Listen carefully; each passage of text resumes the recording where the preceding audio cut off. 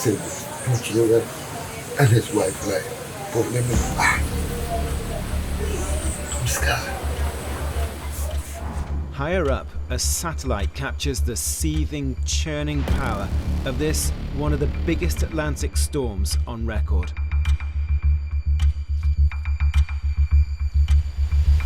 You know, in the aftermath of the storm, this is in the immediate aftermath, the morning following, I remember walking my own community in East End and just hearing the rumors of how many people had died, right? I remember, for example, hearing of a family of 6 that had reportedly died in the East End community. And you look around and you see nothing but devastated structures, and you think that that's entirely reasonable. In fact, you think that you're just going to hear over the days that death toll rising, right? And I remember the night, a few days after the storm, finally getting the report of the official death count, and it came in at 4.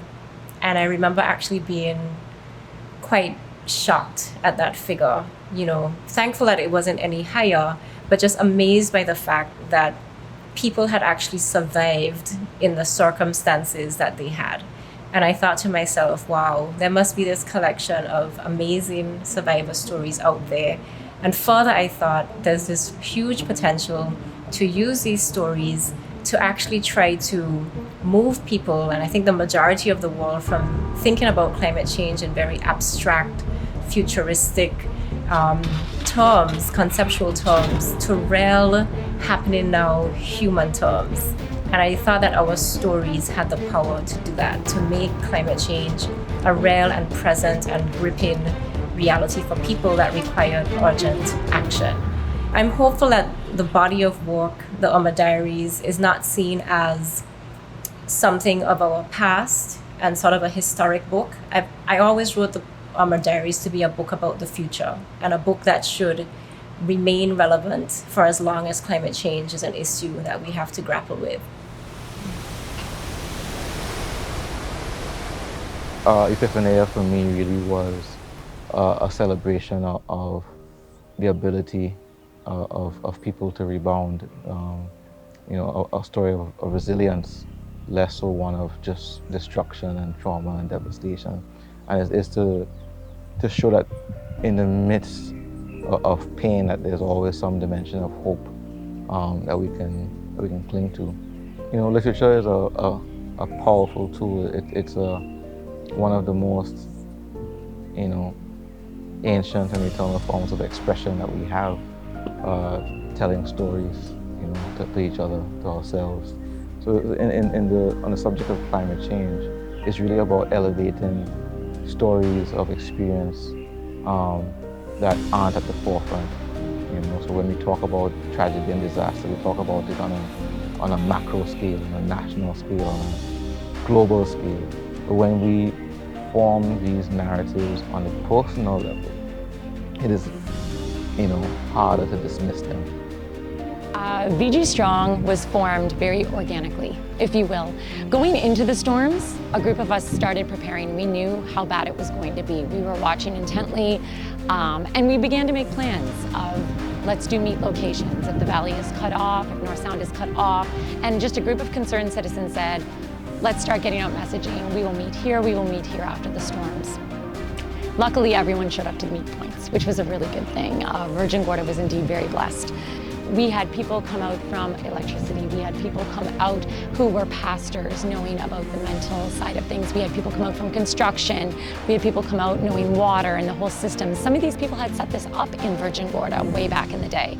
And it was a meeting of the minds, and a meeting of community-minded people who decided that together we were much stronger, and we would have to put our own selves and our own families and our homes aside, because the focus right now had to be about the Virgin Gorda community and what was needed immediately in the aftermath. When I watch it was the same thing the older generation used to do.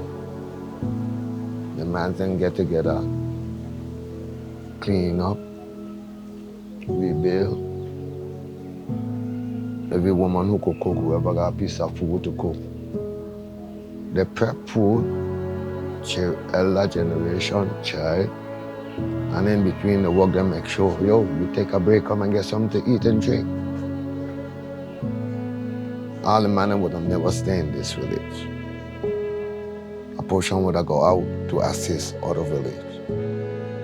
That's how it was when I was a child at 13, 14, 15. I'm in my 60s now.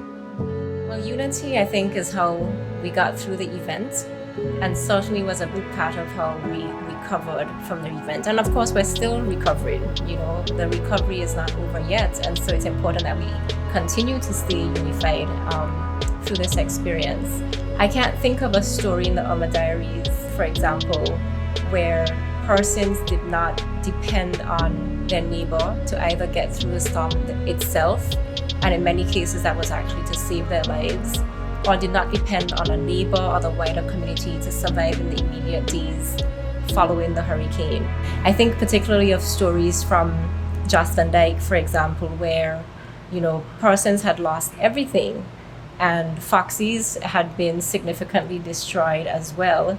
But the part of Foxy's that survived was the kitchen. And, you know, people sharing how the entire community ate from that kitchen. It was no longer Foxy's food, it was the community's food, you know, and by that, just, you know, sharing with one another, making sure that what was mine became yours, is how people were able to survive.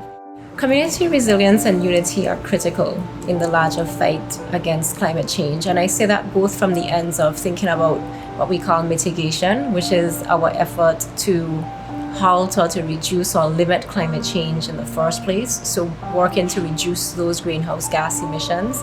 And it's also true in the sense of the other side of the coin, which is adaptation, which is what are we doing as impacted communities to build our resilience so that we minimize the impacts that we actually experience as a result of climate change.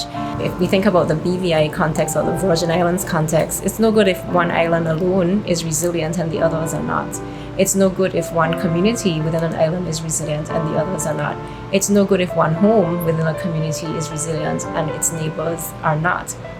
As the old phrase goes, a chain is only as strong as its weakest link.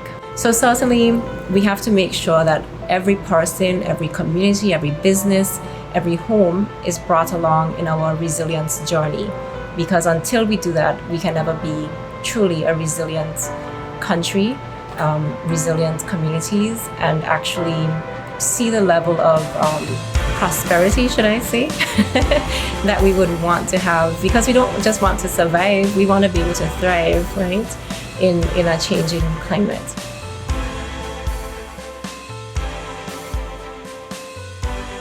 While Hurricane Irma left a path of destruction in its wake, it also taught us that the strength of community resilience is an even more powerful response to the threats of climate change.